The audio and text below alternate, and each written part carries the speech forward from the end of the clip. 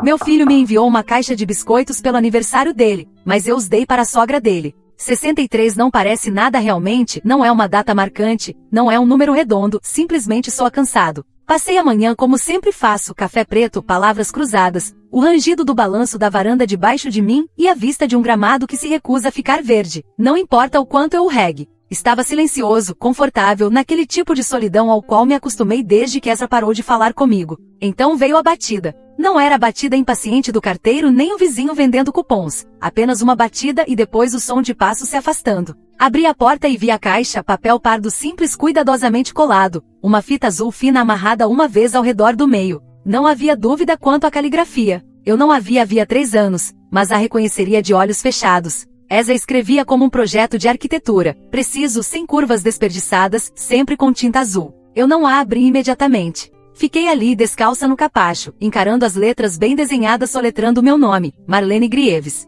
Eu sussurrei em voz baixa como se pudesse soar diferente vindo dele. Lá dentro, coloquei o pacote na mesa da cozinha. O café já estava frio. Reaqueci e me sentei, com as mãos dobradas no colo, como se estivesse esperando ser chamada. Após 3 anos de silêncio, nem sequer um cartão quando tive pneumonia, nenhuma palavra quando minha irmã faleceu. Agora isso. Eventualmente a curiosidade venceu. Dentro do papel havia uma caixa branca e dentro dela, aninhados em papel de seda como se fossem frágeis, estavam biscoitos, dezenas deles cuidadosamente decorados, cada um diferente. Flores azuis, folhas douradas, estrelas polvilhadas com açúcar, todos feitos à mão. Ezra nunca tinha assado um biscoito na vida. Nenhum bilhete exceto um pequeno cartão colado no lado de dentro da tampa. Feliz aniversário, mãe. Vamos recomeçar. Segurei o cartão como se pudesse desaparecer se eu piscasse. Minha garganta apertou, não exatamente um nó, mas aquela dor suave que aparece quando você quer que algo seja real, mas ainda não confia. Eu não os comi. Queria, mas não comi. Talvez fosse orgulho, talvez fosse medo, ou talvez fosse algo mais silencioso, algo que eu não sabia nomear, mas não queria ignorar. Coloquei um biscoito em um pequeno pote de plástico, fechei bem e coloquei na geladeira.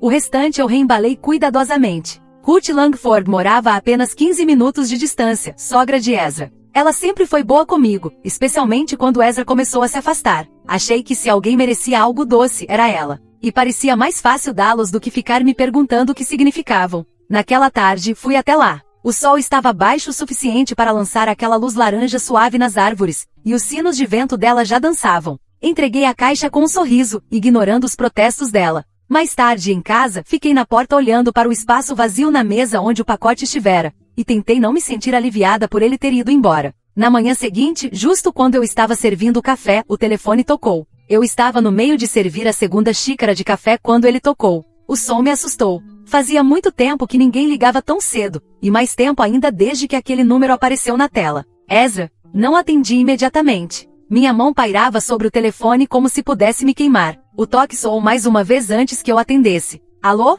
Oi, mãe. A voz dele, suave e casual, deslizou pela linha como se nada tivesse acontecido, como se 3 anos de silêncio não tivessem se instalado entre nós como sedimento. Feliz aniversário. Um pouco atrasado, eu sei. Ezra. Sentei devagar, segurando a caneca com as 2 mãos. Recebi seu pacote. É, uma risadinha suave. Eu não sabia se você receberia. Não sabia se abriria, na verdade. Abri. Foi inesperado. Houve uma pausa e então ele perguntou, um pouco casual demais. E aí, como estavam? Os biscoitos? Eu respirei fundo. Ah, eu não comi. Dei para Ruth. A linha ficou em completo silêncio. Afastei o telefone do ouvido para ver se a ligação tinha caído. Não tinha. Você deu para Ruth? A voz dele estava diferente agora, mais aguda, o calor havia evaporado. Sim, eu disse lentamente. Ela sempre adorou doces. E eu, bem, não sabia o que fazer com eles. Ele não falou por um longo momento. Eu podia ouvir a respiração dele, apertada e irregular. Então, baixinho a princípio, mas com intensidade crescente. Você fez o quê? As palavras bateram como um tapa. Pisquei, atordoada. Ezra, o que foi? Eles não eram para ela, ele disparou. Eram para você. Só para você. A voz dele falhou não de tristeza, mas de algo diferente, frustração, talvez até pânico. Não consegui dizer. Fiquei paralisada, o café esfriando nas minhas mãos. Eu não sabia, falei, minha voz pequena. Certo. Claro que não sabia. A amargura escorreu densa, sufocante. Você nunca sabe. Ele desligou antes que eu pudesse dizer mais alguma coisa. O tom de chamada zumbia no meu ouvido. Coloquei o telefone devagar no balcão, encarando a bancada, meu coração batendo no peito, não rápido, mas fundo, como se quisesse ser ouvido. Só para você. Foi isso que ele disse. Levantei, caminhei até a geladeira e a abri. O pequeno pote ainda estava lá. Um biscoito perfeito, intocado. Fechei a geladeira e me apoiei no balcão, de repente com frio. Foi então que o outro telefone tocou, o fixo no corredor. Quase ninguém usava mais ele. Caminhei até ele com o pressentimento já se espalhando. A linha do telefone fixo crepitou quando eu o atendi, como se o fone tivesse esquecido como carregar uma voz. Marlene. Era Lila, a esposa de Ezra. Sim, a voz dela estava tensa, quebradiça. É a Ruth. Ela está no hospital. Sentei sem perceber. O que aconteceu? Ela desmaiou esta manhã, vomitando, desorientada. Achei que fosse gripe, mas piorou. Ela não conseguia ficar de pé. Estava confusa. O pronto-socorro disse que não encontraram nada definitivo. Estão fazendo exames agora. Minha boca secou. Ela comeu algo incomum? Uma pausa. Ela mencionou biscoitos. Disse que você os trouxe. Trouxe. Dei a ela a caixa que o Ezra me mandou. Lila não disse nada. Eu podia ouvir sons de hospital ao fundo, monitores, saltos sobre o piso de azulejo, um carrinho rangendo pelo corredor. Você acha que eles podem ter deixado ela doente? Ela finalmente perguntou. Engoli seco. Não sei. Eu mesma não comi nenhum. Outro silêncio. Se você lembrar de algo, qualquer coisa, vai me avisar? Sim, sussurrei. Claro. Desligamos. E eu fiquei ali, à meia luz, encarando a parede. O sol da tarde havia desaparecido e deixado a sala de estar em uma névoa opaca. Não acendi as luzes. Não me mexi por muito tempo. Mais tarde, depois que anoiteceu, vaguei até a cozinha com o instinto sem rumo de alguém procurando por ordem. Comecei a limpar, passando pano nas superfícies, dobrando toalhas que não precisavam ser dobradas. Abri o lixo para esvaziá-lo e vi algo no fundo. Um pequeno frasco plástico transparente daqueles onde vem vitaminas. Sem rótulo. Apenas um leve anel de pó branco grudado na parede interna. Alcancei e peguei, girando nas mãos. Não era meu. Eu nunca o tinha visto antes. A tampa ainda estava bem apertada. Abri a geladeira. O biscoito ainda estava lá, guardado no potinho, como se estivesse esperando por esse momento. Minhas mãos tremiam enquanto eu o retirava. Eu nem lembrava por que eu o havia guardado. Algo doce para depois, uma pequena gentileza para mim mesma. Agora, eu não conseguia olhar para ele sem me sentir enjoada. Levei o biscoito e o frasco vazio até o escritório e os coloquei sobre a escrivaninha. A luz do abajur fazia os cristais de açúcar brilharem levemente. Sentei e cruzei as mãos, encarando os dois como se eles fossem piscar antes de mim.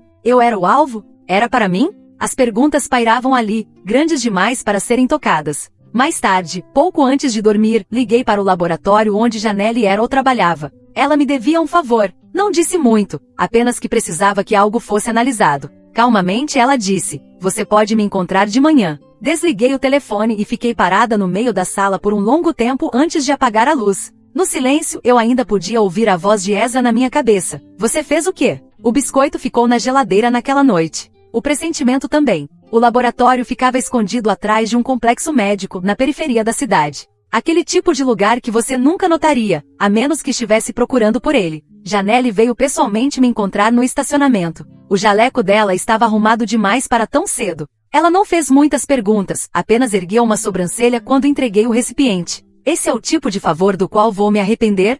Perguntou em tom leve. Tentei sorrir, mas não consegui fazer o sorriso pousar. Só me diga o que tem aí dentro. Ela sentiu e desapareceu pela porta lateral. Sentei no carro com o motor ligado e o rádio desligado. Minhas mãos estavam frias. Não fui embora. Não consegui. As memórias invadiram como água por baixo da porta. Ezra aos 8 anos, dobrando guardanapos na mesa com precisão geométrica. Ezra aos 10, fazendo um escândalo quando reorganizei a despensa por cor em vez de tamanho. Ezra aos 12, recusando-se a falar comigo por uma semana inteira depois que esqueci de usar a marca certa de ketchup no sanduíche dele. Na época eu chamava isso de manias. Dizia que ele era exigente, sensível, brilhante na escola, obediente em público. Uma criança modelo no papel. Mas eu também me lembrava do jeito como ele observava as pessoas comerem. Como ele me observava. Da vez que fiz biscoitos com nozes por engano, e ele cuspiu um no lixo e depois esfregou a boca até os lábios sangrarem. Do jeito como ele ficava completamente imóvel quando estava decepcionado, como se estivesse guardando aquilo para depois. Uma enfermeira do hospital ligou no fim da manhã. A condição de Ruth não havia melhorado. Estavam encaminhando o caso para a medicina interna, ainda sem diagnóstico. Ninguém havia mencionado os biscoitos. E eu não ofereci a ideia. Sentei na cozinha esperando Janelle ligar, com as mãos envoltas em uma xícara de chá que eu não bebi. A caneca esfriou. A casa estalava ao meu redor, como se estivesse ouvindo. Ezra sempre foi bom em jogar a longo prazo. Ele não explodia como algumas crianças. Ele planejava, guardava as coisas. Você podia vê-lo receber uma ofensa, arquivar aquilo e trazer de volta mais afiado depois. Quando o telefone tocou logo após o meio-dia, eu me sobressaltei. É a Janelle, disse ela. Fizemos os exames padrões, depois pedi para irem mais a fundo. Prendi a respiração. Tem algo no biscoito, ela disse. Traços de um composto relacionado ao acônito. Capuz de monge. É altamente tóxico. Raro de se encontrar em comida. Definitivamente não foi acidente. Fechei os olhos. Você disse que alguém comeu isso. Eu não consegui responder. Ela hesitou. Vou redigir o laudo discretamente. Depois que desligamos, fiquei imóvel por um bom tempo. Meu filho havia me enviado veneno em uma caixa de presente. Uma caixa que eu repassei como se fosse nada. Mais tarde naquela noite, me encontrei do lado de fora novamente, andando pelo caminho da frente, sem saber exatamente o que procurava. O sol estava se pondo. O vento trazia um leve cheiro de canela, ou talvez fosse só a memória. Então meu celular vibrou de novo. Número desconhecido. Atendi. A voz do outro lado da linha era calma, seca e desconhecida. Aqui é a detetive Fallon Race. Você é Marlene Grieves? Hesitei. Sou. Fui indicada pela doutora Janelle Morro. Ela disse que você solicitou análise toxicológica de um item alimentar e pediu que qualquer resultado preocupante fosse encaminhado às autoridades. Isso está correto? Eu queria dizer não, alegar algum tipo de mal-entendido, proteger os últimos fiapos do que um dia foi família. Mas me ouvi dizer sim, está correto. Houve uma pausa, profissional, mas não cruel. Você estaria disposta a se encontrar para discutir os resultados e suas preocupações?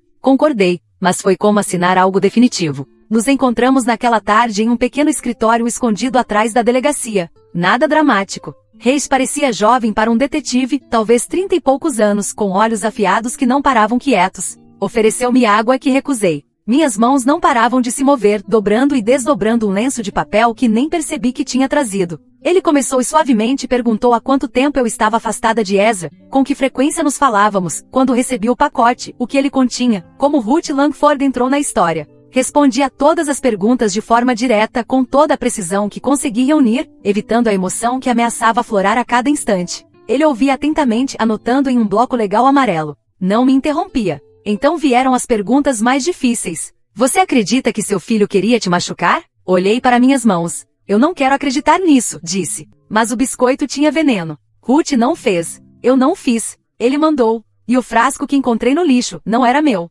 O timing bate. Algum motivo para ele querer te machucar? Financeiro? Tensão familiar? Estremeci. Ele guarda ressentimento. Sempre guardou, acho. Me culpa por coisas que eu não consegui consertar. Rei já sentiu levemente, mas vi a dúvida pairando entre os olhos dele. Tudo que eu tinha era um biscoito envenenado e um pressentimento. Sem impressões digitais. Sem testemunhas. Sem confissão. Ele se inclinou para frente. Você estaria disposta a entregar o biscoito e o frasco como evidência? Nos deixar abrir um processo formal? Hesitei. Parecia traição. Mesmo sabendo melhor. Mesmo sabendo que Ezra tinha feito o primeiro movimento. Sim, disse por fim. Se houver qualquer chance de que ele já tenha feito isso antes, ou de que faria de novo, eu não posso ignorar. Ele assentiu e se levantou, sinalizando o fim do encontro. Registraremos os itens e manteremos você informada. Se algo mudar, por favor, me ligue diretamente. Quando saí da delegacia, o céu já começava a escurecer. Entrei no carro, tranquei as portas por hábito e fiquei ali com as mãos sobre o volante.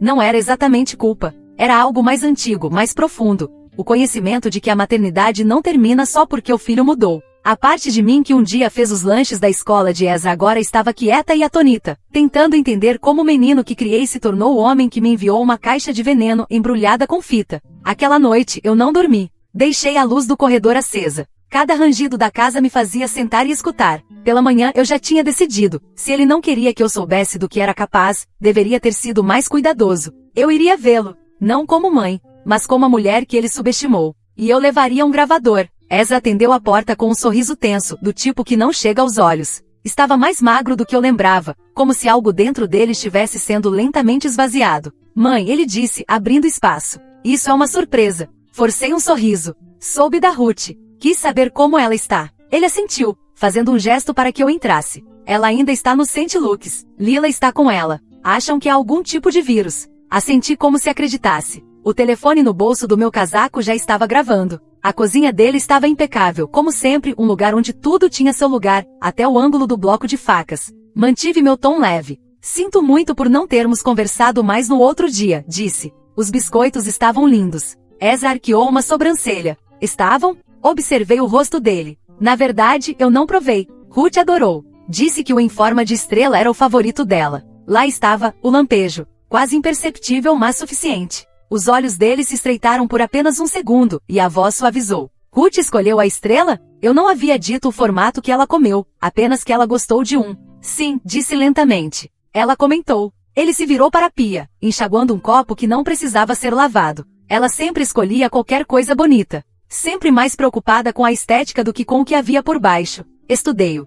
Você nunca me disse que tinha começado a assar. Ele riu, mas soou estranho. Hobby novo. Boa maneira de relaxar. Onde você aprendeu a usar acônito? Ele congelou. Não visivelmente nem de forma dramática, mas algo se alterou na postura dele, uma quietude que indicava que estava decidindo como reagir. Não sei o que é isso, respondeu rápido demais. Doutor Mara sabe? Ele girou o copo ainda na mão. Você foi até a Janelle. Ela fez o teste. Estava no biscoito, Ezra. Não sei o que você pensa que está fazendo, disse ele, colocando o copo na pia com cuidado. Mas acusações como essa não acabam bem, especialmente sem provas. Acho que você já me deu o suficiente, respondi baixinho. Você se descuidou. Ele me encarou por um longo tempo. O rosto permaneceu imóvel, mas algo por trás dos olhos mudou, um brilho de cálculo. Você sempre me entendeu errado, ele disse. Não, retruquei. Acho que finalmente te entendo completamente. Alcancei minha bolsa, mantendo a mão firme. Meu coração batia tão alto que eu tinha certeza de que ele podia ouvir. Ao me virar para sair, meus olhos pousaram no balcão atrás dele. Ali, parcialmente coberto por um pano de prato, havia outro frasco pequeno, idêntico ao que eu encontrara no lixo. Ezra percebeu meu olhar. Moveu-se para bloquear o balcão casualmente como se estivesse se espreguiçando. Eu vou indo, disse. Já tomei muito do seu tempo. Mande lembranças a Ruth, ele disse, a voz de novo leve. Saí para o ar frio, com cada nervo do meu corpo em alerta. O telefone no bolso do meu casaco ainda estava gravando. Só parei a gravação quando já estava no meu carro, portas trancadas, motor ligado. Enviei o áudio para o detetive Reis antes que pudesse mudar de ideia. E então dirigi direto para o St. Luke's. Ruth ainda estava inconsciente. Lila estava ao lado dela, os olhos vermelhos. Contei a ela o que precisava contar. Tudo. Quando saí, o sol já havia se posto e o céu estava pesado. Aquela noite, dormi no sofá com a luz do corredor acesa, o telefone ao meu lado. Não fechei os olhos por mais que alguns minutos de cada vez. Quando ele finalmente tocou às 3 da manhã, eu nem me mexi. O detetive Reis ligou logo após o nascer do sol.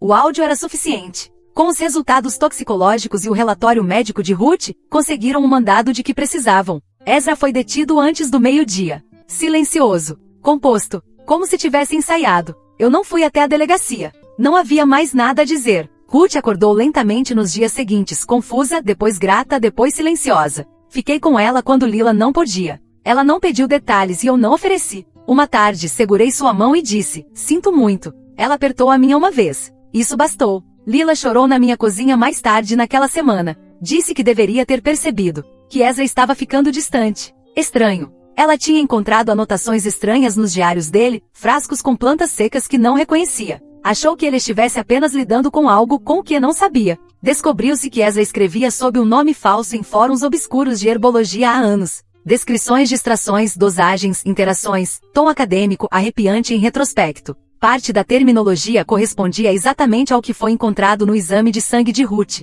Tudo voltou a uma decisão. Um biscoito que eu não comi. Numa manhã tranquila de terça-feira, tirei o recipiente da geladeira. O biscoito ainda estava intacto, embora o glacê tivesse perdido o brilho. O detetive Reis me deu um saco de evidência lacrado no dia da prisão de Ezra, caso eu quisesse guardar. Não por vingança, ele disse, mas por clareza. Deslizei o biscoito para dentro do saco e fechei o lacre. Parecia mais pesado do que deveria. Naquela noite, limpei uma pequena caixa à prova de fogo do armário do corredor e coloquei o biscoito dentro. Ao lado dele, acrescentei o cartão do pacote. Feliz aniversário, mãe. Vamos recomeçar. Tranquei a caixa e a coloquei na prateleira mais alta. Não para esquecer, mas para lembrar do que quase deixei passar. Fiquei na cozinha por um longo tempo depois disso. A casa em silêncio ao meu redor. O ar imóvel. Então apaguei a luz e caminhei pelo corredor, sem saber se deveria me sentir segura de novo, ou se algum dia realmente estive. Atualização final. Meses se passaram desde aquele dia. A caixa ainda está lá, na prateleira mais alta do armário, trancada, silenciosa.